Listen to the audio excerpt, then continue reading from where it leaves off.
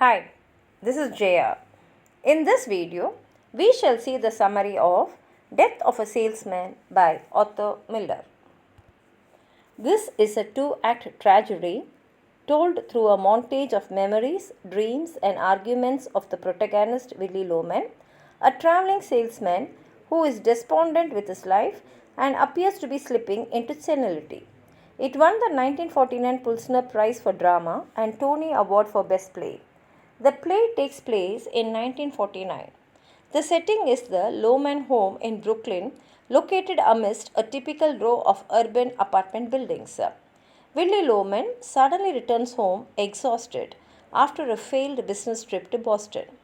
Worried over Willie's rapidly declining state of mind and a recent near fatal car accident, his wife Linda suggests that he ask his boss Howard to allow him to work in his home city so he will no longer have to travel. Willie complains to Linda about their son Biff, who is 34 years old and has yet to do something meaningful with his life. Despite Biff having a promising football career in high school with many scholarship offers, he failed in mathematics and was therefore unable to enter a university. Biff and his younger brother Happy, who is temporarily staying with Willie and Linda after Biff's unexpected return from the West, reminisce about their childhood together.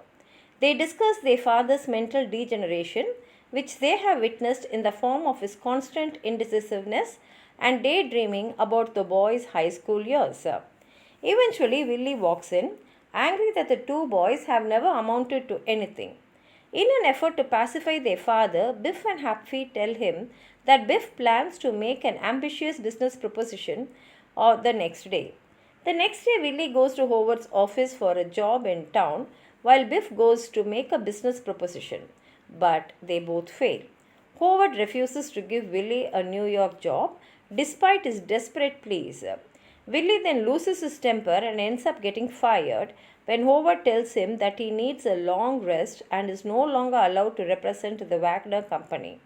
On the other hand, Biff waits hours to see a former employer named Bill Oliver, who does not remember him and turns him down. In response, Biff, feeling crushed, impulsively steals a fountain pen. Willie then goes to the business office of his neighbor Charlie, where he runs into Charlie's son Bernard, who is now a successful lawyer who is about to argue a case in front of the Supreme Court and is happily married and has two children of his own.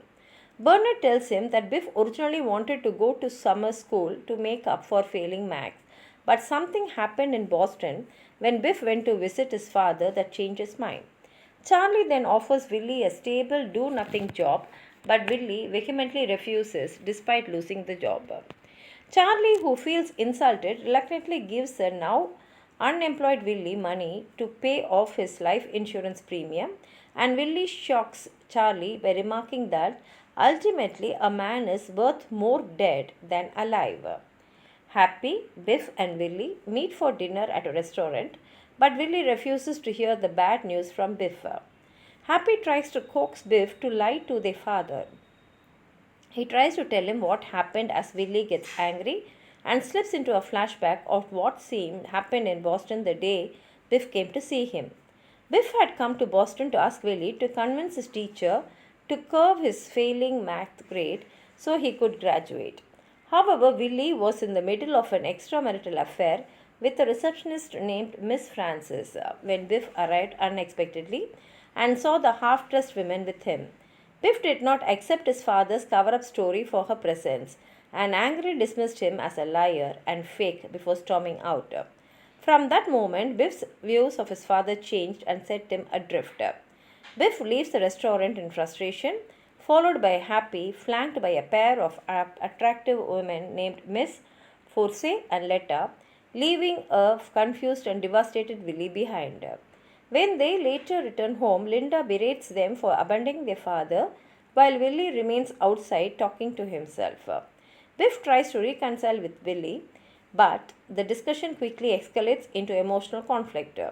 Biff conveys plainly to his father that he is not meant for anything great, insisting that both of them are simply ordinary men meant to lead ordinary lives. The argument reaches an apparent climax as Biff hugs Willie and begins to cry as he tries to get Willie to let go of his unrealistic expectations.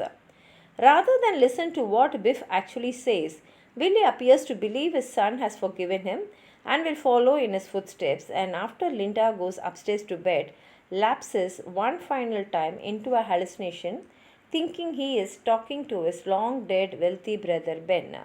In Willie's mind, Ben approves of the scheme Willie has dreamt up to take his own life in order to give Biff his life insurance money to help him start a business, and that his funeral will be well attended with all his admirers, which will leave Biff feeling thunderstruck.